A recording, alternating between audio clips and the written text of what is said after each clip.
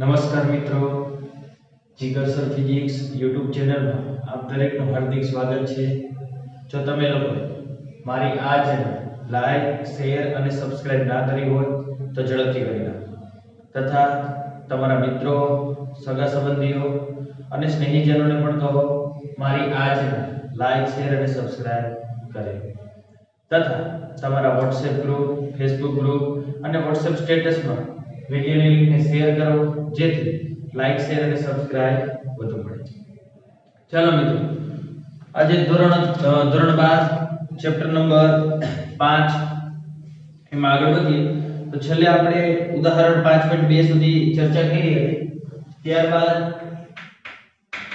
ઉદાહરણ 5.3 તો એની રકમ બોલું છું.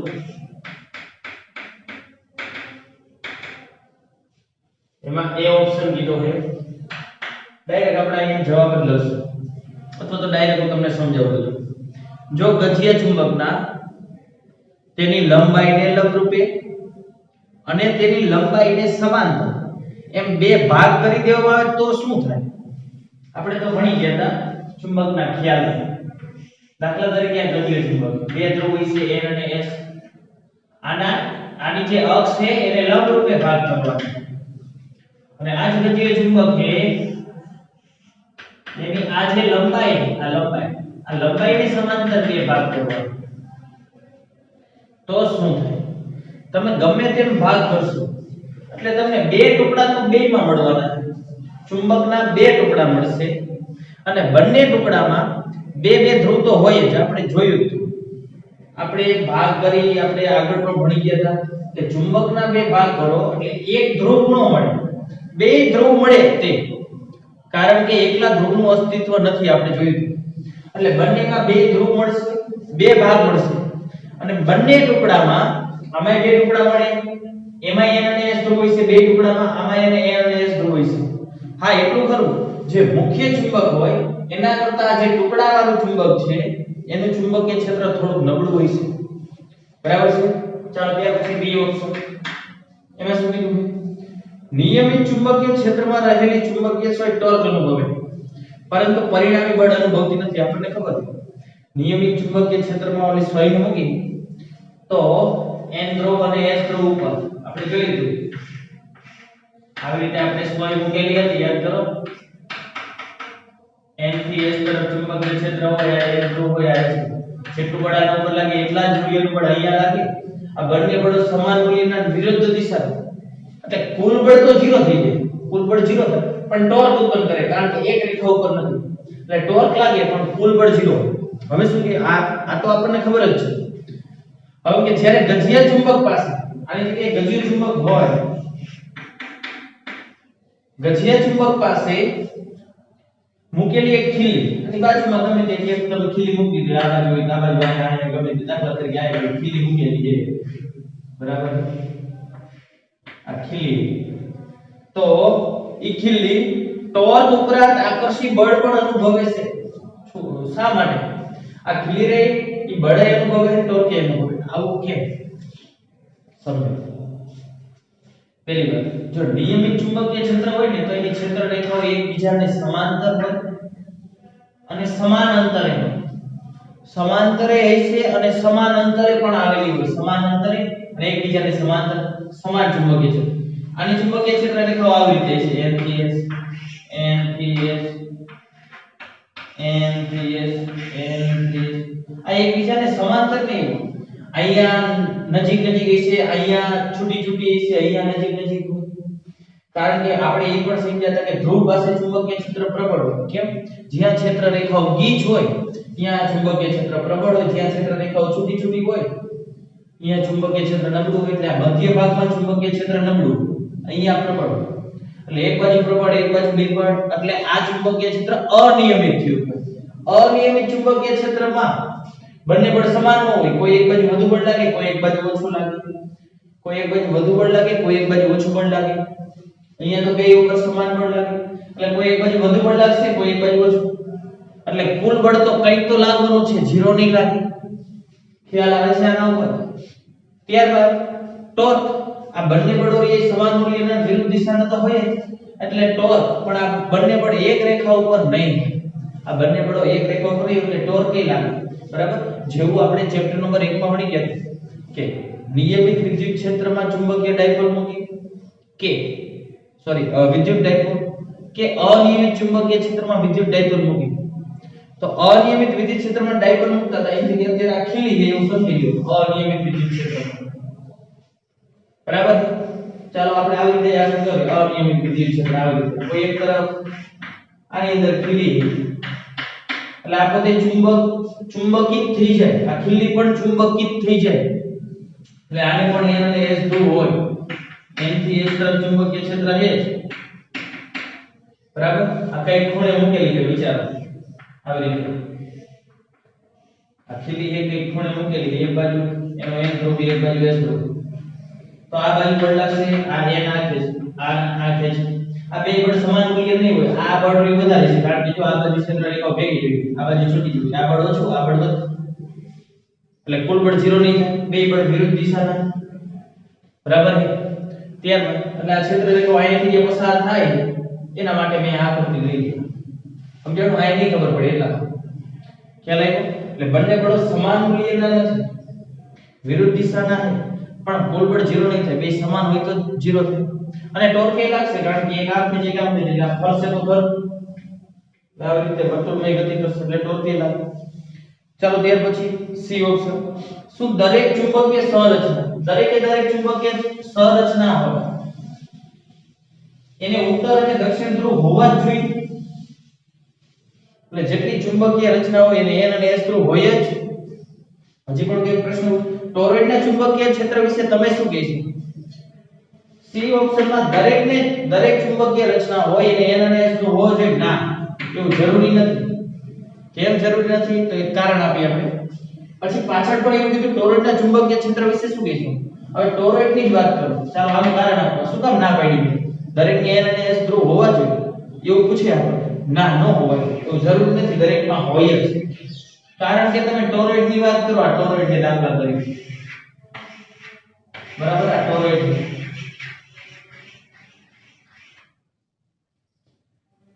ટૂંકમાં ખરેખર હોય સોલેનોઇડ, બરાબર છે, આ સોલેનોઇડ હોય, આ સોલેનોઇડના બંને છેડા વાળી સોલેનોઇડને n અને s ધ્રુવ છે, એક બાજુ n છે એક બાજુ s છે, પણ જ્યારે તમે આના બંને છેડાઓને વાળી દો, ભેગા કરી નાખો તો n અને s બે એક જ જગ્યાએ આવે, એટલે બે ધ્રુવ કઈ રીતે થયા? બે ધ્રુવ હોવાનો અર્થ બંને અલગ અલગ હોવા જોઈએ અને બે ધ્રુવે હોવા જોઈએ. તો આ ટોરોઇડમાં શું થઈ જાય કે બંને છેડાઓને ભેગા કરી દો તો n અને s ધ્રુવ એક જ જગ્યાએ આવી જશે, એટલે બે ધ્રુવ તો રહેશે જ નહીં. અને બીજું, જેમ ડાયપોલ મોમેન્ટ વિદ્યુત ડાયપોલ મોમેન્ટ 2 a એવી જ રીતે ચુંબકીય ડાયપોલ મોમેન્ટ m બરાબર આપણે આવું સૂત્ર મેળવ્યું યંત્ર 2l qm. તો ખરેખર આવું કહી શકાય કે જેને ડાયપોલ મોમેન્ટ હોય, ડાયપોલ મોમેન્ટ કેને હોય કે બે વચ્ચે કંઈક અંતર હશે એને ડાયપોલ મોમેન્ટ હશે, બાકી બે વચ્ચે કંઈક અંતર ન હોય તો એને ડાયપોલ મોમેન્ટ ન હોય. તો જેને ડાયપોલ મોમેન્ટ હોય એવી રચનામાં n અને s તો હોય છે, બાકી જેમાં બે વચ્ચે કઈ અંતર જ નથી એટલે કે ડાયપોલ મોમેન્ટ નથી, આ અંતર 0 હોય બે વચ્ચે, n અને s એક જ જગ્યાએ હોય એટલે અંતર 0 છે, ડાયપોલ મોમેન્ટ 0, ડાયપોલ મોમેન્ટ 0, આમાં 0 થાય ડાયપોલ મોમેન્ટ ટોરોઇડ કે આ બંને છેડાઓ એક જગ્યા ઉપર આવી જાય, એક જગ્યા ઉપર આવે એટલે 2l0 એટલે મોમેન્ટ 0 એટલે આમાં બે ધ્રુવ છે જ નહીં, એકય ધ્રુવ નથી. ક્યાંથી બહાર કાઢશો ચુંબકીય ક્ષેત્ર રેખાઓ? ખ્યાલ આવ્યો? એટલે એવું જરૂરી નથી. કમ્પ્લીટ. ચલો ત્યાર પછી ડી, ટોરોઇડ વિશે શું કીધું? ટોરોઇડ વિશે આપણે આવું કીધું. કમ્પ્લીટ. ચાલો ડી, એમાં એવું કીધું કે બે એક સરખા લોખંડના ટુકડા, બે એક સરખા જ છે લોખંડના ટુકડા, દાખલા તરીકે એક ટુકડો આવો છે, બીજો ટુકડો આવો છે, બે એક સરખા, બે લોખંડના ટુકડા જ છે, a અને b આપેલા. દાખલા તરીકે આને હું a કીધું, આને b કીધું, ખબર નથી કયો a છે કયો b છે, નામ આપી દો, એક a એક ને b, બે લોખંડના છે. હવે શું કહે? જેમાંથી કોઈ એક ચોક્કસપણે ચુંબકિત કરેલો હોવાનું જ્ઞાત છે. એટલું તમને કહી દીધું કે આ બેમાંથી એકને ચુંબકિત કરેલો છે એટલે એક ચુંબક છે એવું સમજી લો. ચુંબકિત કરેલો હોય એટલે એને ચુંબક બનાવેલો, આ બેમાંથી એક. પણ તમને એવું નથી કીધું કે આ ચુંબકિત કરેલો હોય ને આ ચુંબકિત કરેલો હોય, એવું તમને કીધું નથી, કૌંસમાં લખ્યું. આપણે જાણતા નથી કે તે કયો ચુંબક બનાવેલો છે, કયો ચુંબક બેમાંથી એવું નથી કીધું, બેમાંથી એક ચુંબક છે, કયો એવું નથી કીધું, બે એક સરખા જ દેખાય. હવે એવું કે બંને ચુંબકી છે કે નહીં ઈ કેવી રીતે નક્કી કરશું? પહેલા આપણે એવું કીધું બેમાંથી એક જ ચુંબક, પણ તમને હું પ્રશ્ન જેવો પૂછું, આપણને પ્રશ્ન એવો પૂછે આ બે ચુંબક છે એવું તમે કેમ નક્કી કરશો બે ચુંબક છે કે નહીં? એમ પહેલા આપણે એમ કીધું એક છે તો જવાબ કેનો દેવો? એટલે આપણે પ્રશ્ન બે પૂછે બેમાંથી એક ચુંબકિત કરેલો એવું કીધું. પછી એમ કે હાલો કદાચ તમને પ્રશ્ન જેવો પૂછવામાં આવે કે આ બે ચુંબક છે કે નહીં એવું કેવી રીતે નક્કી કરશો? હજી પણ આપણે જો એક જ ચુંબકિત હોય બેમાંથી એક જ ચુંબક બનાવેલો હોય પહેલા આપણે એમ કીધું બે ચુંબક છે કે નહીં ચેક કરવું ઈ તમે નક્કી કરી નાખો. પછી એમ કે જો એક જ ચુંબક હોય તો કેવી રીતે કહી શકાય કે આ ચુંબક છે કે આ ચુંબક કયો ચુંબક છે? પછી કે ફક્ત આ ટુકડાઓ A અને B સિવાય બીજા કોઈનો ઉપયોગ કરવાનો થતો નથી. આ બે ટુકડાનો ઉપયોગ કરી દેવાનો, બીજી કોઈ વસ્તુનો ઉપયોગ નહીં કરવાનો. ચાલો આ તો એક ઉખાણું થઈ ગયું ભાઈ, ઉખાણું.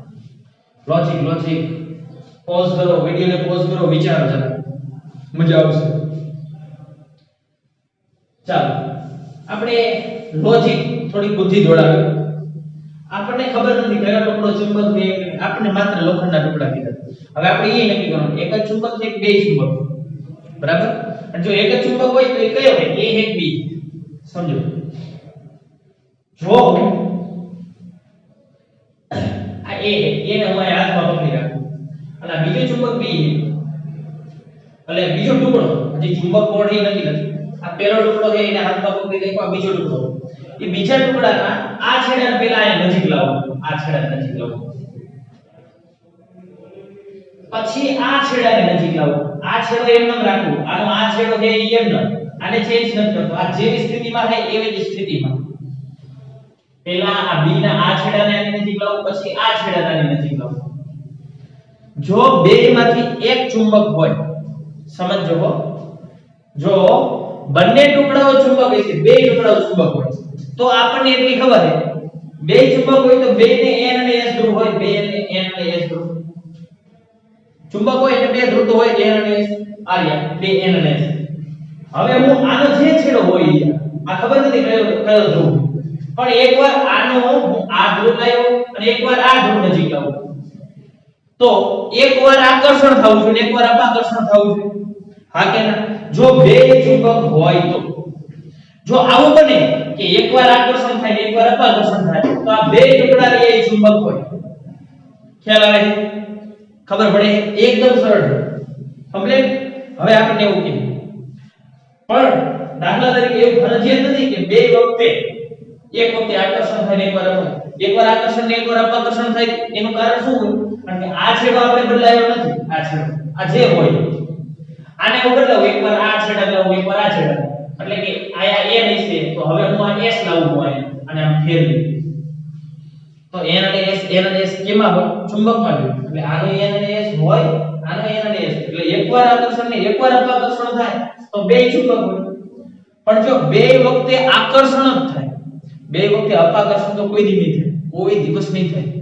બે વખતે જો આકર્ષણ થાય તમે આ છેડાને આની નજીક લાવો, આ છેડાને આની નજીક લાવો, આ છેડાને બદલાવતા નહીં, આ છેડાને જ બદલાવી અને બે વખતે આકર્ષણ થાય, બે વખતે આકર્ષણ તો એ નક્કી થઈ ગયું બેમાંથી એક ચુંબક છે, બેમાંથી એક ચુંબક. ઈ નક્કી ન થાય કે એક ચુંબક છે કે બી, તો બેમાંથી એક જ ચુંબક હશે. બે વખતે આકર્ષણ ક્યારે થાય? એક લોખંડ અને એક ચુંબક છે તો તમને ઈ તો ખબર છે ચુંબકનો ગમે તે છેડો એ લોખંડને તો આકર્ષે પણ સામે બીજો ચુંબક હોય તો એક ધ્રુવને અપાકર્ષણ એક ધ્રુવને આકર્ષણ. ખ્યાલ આવી છે? ચાલો આટલું નક્કી થઈ ગયું. પેલા એ નક્કી થઈ ગયું કે બે ચુંબક ક્યારે કહેવાય, બેમાંથી એક ચુંબક છે એ નક્કી થઈ ગયું. હવે આપણે એ નક્કી કરો બેમાંથી કોઈ એક જ ચુંબક હોય તો એ ચુંબક કયો છે? A છે કે B? હવે આપણે એ નક્કી કરવાનું. પહેલા નક્કી કર્યું આવી રીતે કરશો તો બે ચુંબક છે એવું સાબિત થશે. બીજી આપણે રીત નક્કી કરી કે જો બે વખતે આકર્ષણ થાય, બે છેડાઓ લાવો તો બેમાંથી એક જ ચુંબક હશે. હવે આપણે નક્કી કરવાનું બેમાંથી કયો ચુંબક છે? A ચુંબક છે કે B? તો એના માટે અત્યારે મેં તમને કીધું કે ચુંબકના ધ્રુવ પાસે ચુંબકીય ક્ષેત્ર મહત્તમ, ચુંબકના ધ્રુવની પાસે દાખલા તરીકે આ કોઈ ગંજીય ચુંબક છે, કારણ કે એના ધ્રુવ પાસે ક્ષેત્ર રેખાઓ ભેગી થઈ ગઈ. તમે અહીંયાથી જાવ વચ્ચેના ભાગમાં તો છૂટી છૂટી હોય, મેં તમને હમણાં જ સમજાવી. ક્ષેત્ર રેખાઓ છૂટી છૂટી હોય, પાછા ધ્રુવ પાસે પ્રબળ હોય, ભેગી ભેગી થઈ જાય એટલે પ્રબળ હોય. આ ધ્રુવ પાસે ચુંબકીય ક્ષેત્ર પ્રબળ, આ મધ્ય બિંદુ પાસે આ ભાગમાં અહીંયા લાવો, અહીંયા લાવો, અહીંયા આ બધે ક્ષેત્ર રેખાઓ છૂટી છૂટી એટલે અહીંયા ચુંબકીય ક્ષેત્ર નબળું. તો આ ગુણધર્મનો આપણે ઉપયોગ કરવાનો. બરાબર? હવે સમજો. આ A ને હું આને રાખું, B ને પહેલા હું અહીંયા લઈ જાઉં, આ છેડા ઉપર કોઈ પણ ધ્રુવને લઈ જાઉં, કોઈ પણ ધ્રુવને. જો એટલું નક્કી પહેલા જ જો એવું નક્કી થઈ જાય કે એકવાર આકર્ષણ થાય ને એકવાર અપાકર્ષણ થાય, આ છેડા લાવ આકર્ષણ થયું, એક છેડા લાવ અપાકર્ષણ થયું, તો નક્કી થઈ જાય કે બે ચુંબક, તો કઈ નક્કી તો કઈ વિચારવાનું નથી. પણ જો આ છેડાને લાવો ને આ છેડાને આ છેડા પાસે લાવો, બે વખતે આકર્ષણ થાય તો ફરજિયાત નક્કી થઈ જાય એક ચુંબક છે ને એક ચુંબક નથી. તો જ આપણે આ નક્કી કરવાના આવે એક ચુંબક છે અને એક નથી, તો કયો ચુંબક છે તો જ આ પદ્ધતિ અપનાવવાના આવે, નહીંતર તો અપનાવવાની જ ન આવે. કમ્પ્લીટ? ચાલો હવે સમજો. બે માંથી કયો ચુંબક છે નક્કી કરવું હોય તો એના માટે શું કરવું? આ ટુકડાને એકદમ ફિક્સ રાખી દો, આને ડગાવશો. પહેલા બે ટુકડાને આ એના કોઈ એક છેડાની નજીક લાવ્યા, શું થયું? તમે કંઈક તો અનુભવશો, કંઈક બળ લાગશે અને આકર્ષી બળ જ હોય. બોલો, કારણ કે આપણે એટલું તો નક્કી જ કરી નાખ્યું છે. આપણે હવે શું નક્કી કરી? એક ચુંબક છે ને એક ચુંબક નથી, પણ કયો ચુંબક છે ને કયો ચુંબક નથી એ તો નક્કી કરવું. એટલે ટૂંકમાં એક લોખંડ છે ને એક ચુંબક છે, આ તો નક્કી જ છે. તો એક લોખંડ એક ચુંબક હોય તો આકર્ષણ જ થાય, અપાકર્ષણ થાય જ નહીં. હા કે ના? આકર્ષણ જ થાય. તો પછી આ ચુંબક હોય તો ભલે, આ ચુંબક હોય તો ભલે, એ નથી ખબર આપણને. પણ હું અત્યારે A ને ફિક્સ કરી દઉં, B ને નજીક લાવું, તો B જોઈ અથવા A જોઈ, એ બે વચ્ચે આકર્ષણ લાગશે. તો એ તો તમે હાથમાં પકડો એટલે ખેંચાય એટલે તો તમને ખબર પડે કેટલું આકર્ષણ બળ લાગ્યું અંદાજે. ઓકે, હવે આ B ના આ જ છેડા એના મધ્ય ભાગ તરફ લાવવા, મધ્ય ભાગ અહીંયા લેતા અહીંયા. હવે સમજો, હવે બરાબર સમજો. જો અહીંયા જેટલું આકર્ષણ હતું, અહીંયા જેટલું આકર્ષણ, એ તો તમે હાથમાં પકડો એટલે ખબર પડે કેટલું ખેંચાણ હોય, ગણવાનું નથી, ખાલી એમ અંદાજે ખબર પડી જાય કે કેટલું ખેંચાય. એટલું આકર્ષી બળ અહીંયા નો લાગે, અહીંયા નો લાગે. અહીંયા જેટલું ખેંચાણ હતું એટલું આકર્ષી બળ જો અહીંયા લાગે ને એના મધ્ય ભાગ આ બાજુ અથવા આ બાજુ, તો એ ટુકડો રહ્યો એ ચુંબક હોય. કેમ? કારણ કે ચુંબક હોય ને એના મધ્ય પાસે ચુંબકીય ક્ષેત્ર ઓછું, એટલે ચુંબક અહીંયા ઓછો ખેંચી છે. ચુંબક અહીંયા લઈ જાવ, ચુંબકની પાસે કોઈ વસ્તુ લઈ જાવ તો એ બધા છે, તો આ ચુંબક હોય, આ ચુંબક નો. ખ્યાલ આવ્યો? હવે સમજો. આવું હોય કે અહીંયા જેટલું આકર્ષી બળ લાગ્યું એટલું જ આકર્ષી બળ જો અહીંયા પણ લાગે, આ જેટલું અહીંયા આકર્ષી બળ લાગે આ બે વચ્ચે અત્યારે, એટલું જ આકર્ષી બળ જો અહીંયા લાગે તો આ ચુંબક હોય. કેવી રીતે વિચાર કરો તો? હવે આ ચુંબક અને આ લોખંડ છે, તો આ ચુંબક રહ્યો એ તો અહીંયા એટલું છે, આ છેડાને હું અહીંયા લઈ જાઉં, આ છેડાની, તો આ છેડા પાસે તો ચુંબકીય ક્ષેત્ર પ્રબળ હોય. હવે જેટલું આ આને કે છે એટલું જ અહીંયા પણ એટલાને જ ખેંચશે, તો આ ચુંબક હોય. નક્કી થઈ જાય? ખ્યાલ આવ્યો? તો એકદમ સરસ મજાનો લોજિક પ્રશ્ન છે. બરાબર? તો આવી રીતના MCQ પૂછાય છે. ચાલો ત્યાર પછી આગળ વધીએ આપણે. ત્યાર પછીનો પ્રશ્ન છે એ પૂછાય એવો નથી, પણ આપણે ડાયરેક્ટ એના સૂત્ર યાદ રાખવા માટે. તો જોઈએ આપણે સ્થિત વિદ્યુત સાથે સામ્યતા. સ્થિત વિદ્યુત સાથે સામ્યતા.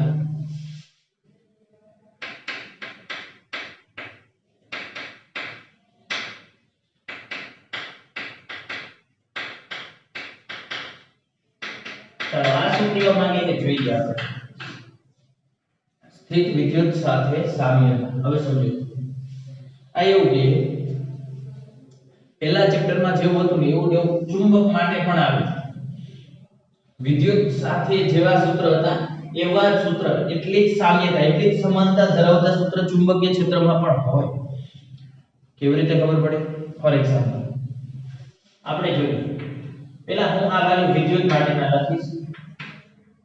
વિદ્યુત એટલે વિદ્યુત, પહેલા વિદ્યુત ડાયપોલ માટે પહેલા ચેપ્ટરમાં વિદ્યુત ડાયપોલ માટે.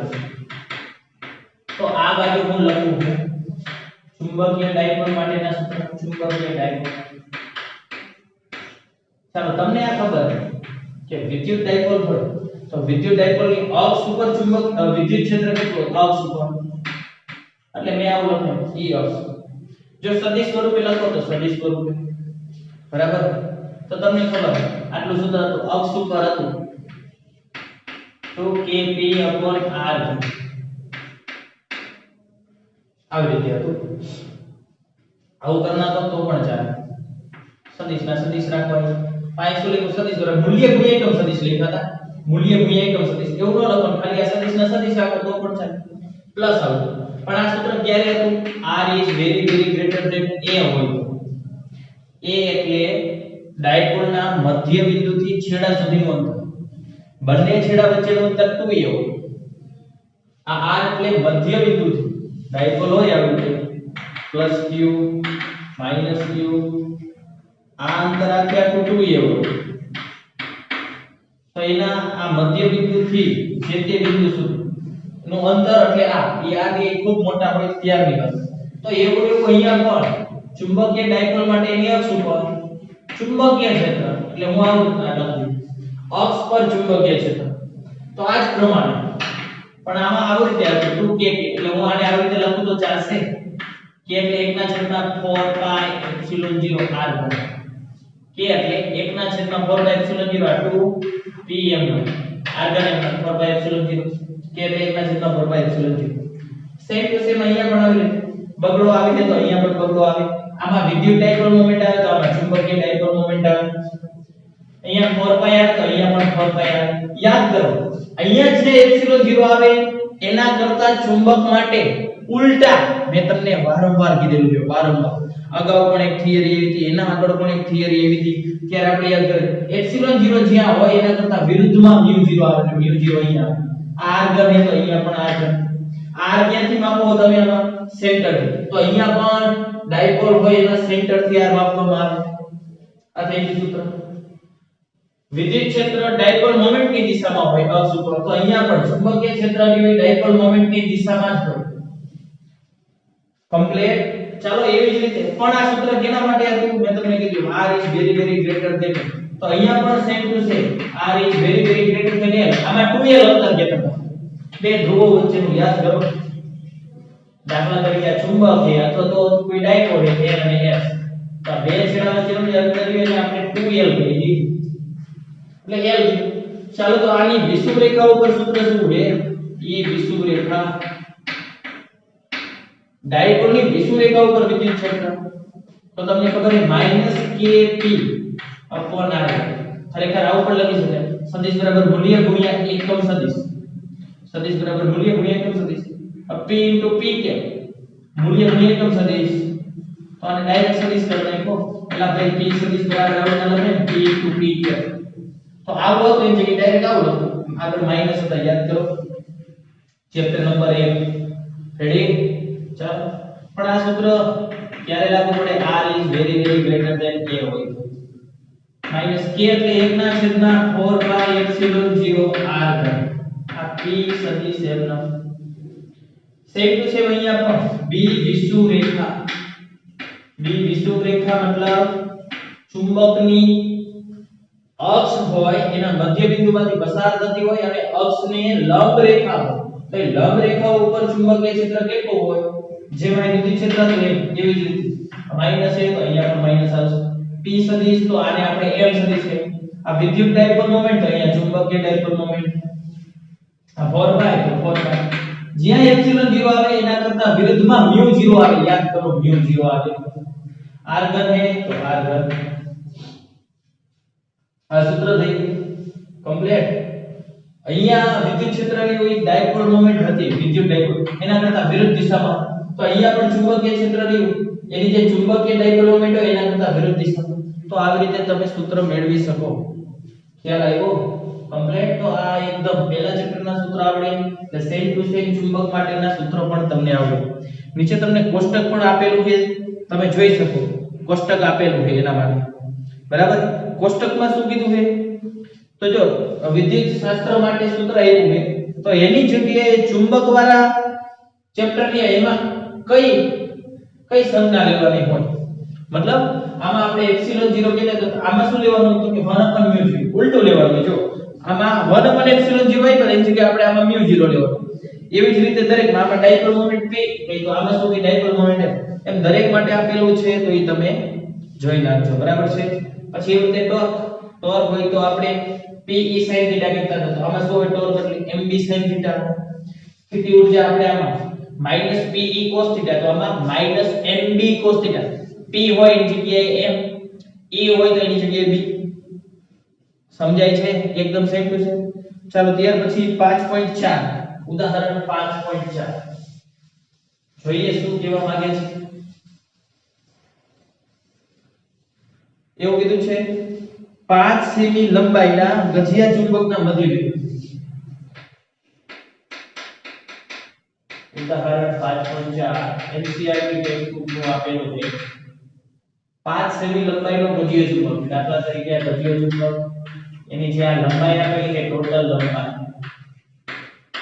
5 સેમી આપેલી છે 2l બરાબર આપણે 2l કહીએ 5 સેમી નહીં ચાલે 0.05 મીટર 100 વડે ભાગીને એના મધ્ય બિંદુથી આનો મધ્ય બિંદુ આ છે મધ્ય બિંદુથી 50 સેમી અંતરે વિષુવ રેખા ઉપર એટલે આ અંતર આપેલું છે સ્મોલ r 50 સેમી નહીં ચાલે 100 વડે ભાગી નાખો 0.50 મીટર વિષુવ રેખા ઉપર અને અક્ષીય ક્ષેત્ર એટલે અક્ષ ઉપર એટલે 50 સેમી અંતર વિષુવ રેખા ઉપર લેવાનું અને અક્ષ ઉપર 50 લેવાનું એ બે માટે ક્ષેત્રનું મૂલ્ય કેટલું છે હવે કયું ક્ષેત્ર હોય ગજિયો ચુંબક કીધો હોય તો ચુંબકીય ક્ષેત્ર હોય એટલે ચુંબકીય ક્ષેત્ર અક્ષ ઉપર શોધવાનું છે અને ચુંબકીય ક્ષેત્ર વિષુવ રેખા ઉપર પણ શોધવાનું અથવા વિષુવ અક્ષ ઉપર માત્ર મૂલ્ય કીધા એટલે માત્ર મેં સૂત્ર લખ્યું એ બેના મૂલ્ય કેટલા છે પછી કીધું ગજિયા ચુંબકની ચુંબકીય ચાક માત્રાને આપણે એમ કહીએ એ આપેલા છે 0.40 એમ્પિયર મીટર સ્ક્વેર હવે બેના સૂત્ર તમને આવડે જ છે બેના સૂત્ર મૂકશો એટલે જવાબ મળી જશે b અક્ષ ઉપર સૂત્ર શું થાય b વિષુવ રેખા ઉપર સૂત્ર શું થાય બધી વસ્તુ તમને આપેલી કમ્પ્લીટ તો તમે મૂકી દો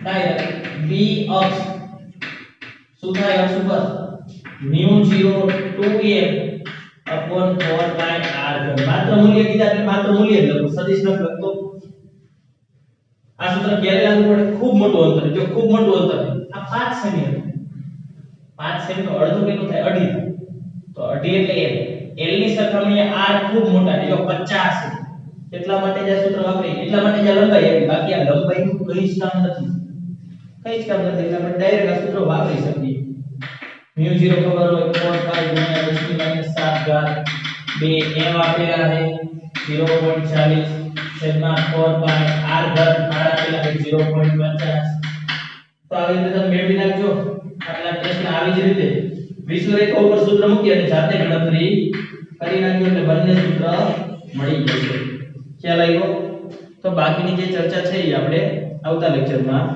કરીશું